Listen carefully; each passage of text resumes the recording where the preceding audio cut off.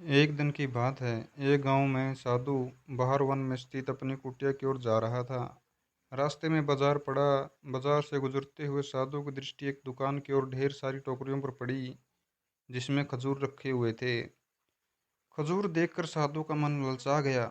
उसके मन में खजूर खाने की इच्छा जग उठी, किंतु उस समय उसके पास पैसे नहीं थे। उसने अपनी इच्छा पर नियंत्रण रखा और कुटिया की ओर चल दिया। कुटिया पहुंचने के बाद भी खजूर का विचार साधु के मन से नहीं निकल पाया। वह उसी के बारे में सोचता रहा। रात में वह ठीक से सो भी नहीं पाया। अगली सुबह जब वह जगा तो खजूर खाने की इतनी इच्छा थी कि उसी पूर्ति के लिए पैसे की व्यवस्था करने के बारे में सोचने लगा। सूखी लकड़ियां बेचकर खजूर खरीदने लायक पैसों की व्यवस्था अवश्य हो जाएगी। यह सोचकर वह जंगल की ओर गया और सूखी लकड़ियां बीनने लगा। काफी लकड़ियां एकत्रित होकर लेने के बाद उसने उसका गट्ठर बनाया और उसे अपने कंधे पर लादकर बाजार की ओर चल पड़ा। लकड़ियों का गट्ठर भारी था, जिसे उठाकर बाजार तक की दूरी तय करना आसान नहीं था। किंतु साधु चलता गया और थोड़ी देर में उसके कंधे में दर्द होने लगा। इसलिए विश्राम करने के लिए वह एक स्थान पर रुक गया। थोड़ी देर विश्राम कर वह पुनः लकड़ियां उठाकर चलने लगा। इसी तरह रुक रुक कर वह किसी तरह वह लकड़ियों के गट्ठर के साथ बाजार पहुंचा। बाजार में उसने सारी लकड़ियां बेच दी। अब उसके पास इतने पैसे इकट्ठे हो गए थे जिससे वह खजूर खरीद सके। वह बहुत ही प्रसन्न हुआ और खरूज खजूर की दुकान में पहुंचा।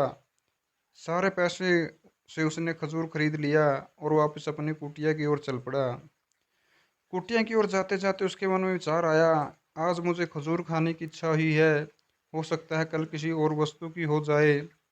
कभी नए वस्त्रों की इच्छा जग जाएगी तो कभी अच्छे घर की, कभी छतरी की, और कभी बच्चों की तो कभी धन की। मैं तो साधु व्यक्ति हूँ, इस प्रकार से तो मैं इच्छाओं का दास बन जाऊंगा। यह विचार आते ही साधु ने खजूर खाने का विचार त्याग दिया। उस समय उसके पास से एक गरीब व्यक्ति गुजर रहा था। साधु ने उसे बुलाया और सारे खजूर उसे दे दिए। इस तरह से उसने स्वयं को इच्छाओं का दास बनने से बचा लिया। यदि हम भी अपनी इच्छाओं के आगे हार जाएंगे तो सदा के लिए उनकी दास बन जाएंगे। मन चंचल होता है, इसमें हर रह रहकर इच्छाएं उत्पन्न होती रहती हैं। जो भी उचित हो सकता है और अनुचित भी हो सकता है। ऐसे में इच्छाओं पर नियंत्रण रखे, सोच विचार कर इच्छाओं के आकलन के उपरांत ही उसकी पूर्ति के लिए कदम बढ़ाना चाहिए। तभी जीवन में सफलता प्राप्त होगी। हमें इच्छाओं का दास नहीं बनना, बल्कि इच्छाओं को अपना दास बनाना है।